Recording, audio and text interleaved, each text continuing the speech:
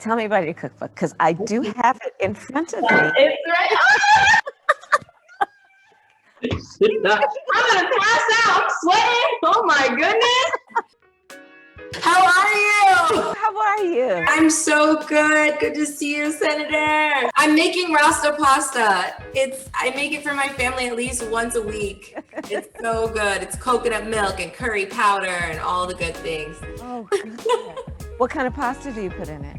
So I do linguine, but you can do any type of pasta you have on hand. I'm big on using whatever's in the pantry and just getting it on the table. Right. Yeah. Right. I feel like this is one of our favorite meals.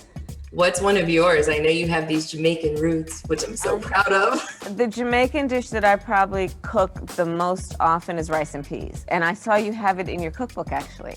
I do. Yes, I do. I love rice and peas. It's like comfort food. Just It is. total comfort food. It is. I feel like over the past 10 or so months, let's be honest, over the past 4 years, I've needed a lot of comfort from my rice and peas. Yeah. Tell me about your Rasta Pasta, since that's what you're doing. Tell me what you're doing. So I have my noodles already done. And then in this sauce here, it's all like a tricolor bell pepper, red onion, curry powder, coconut milk, crushed tomato.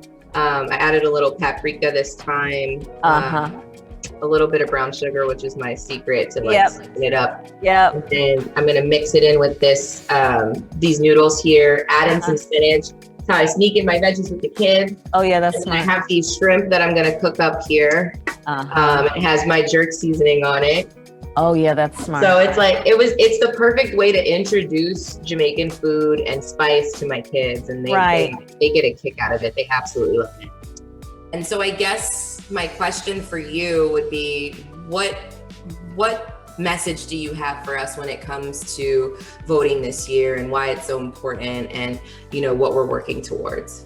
Everything's at stake. I mean, every single thing. Everything, right? You think about the fact that we're in the midst of at least 4 crises happening all at once that have highlighted long-standing issues, right? But COVID, in terms of the public health component of it, and what it has highlighted in terms of racial disparities on healthcare in America, right?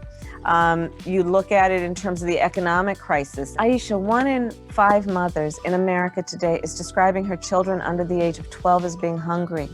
Right.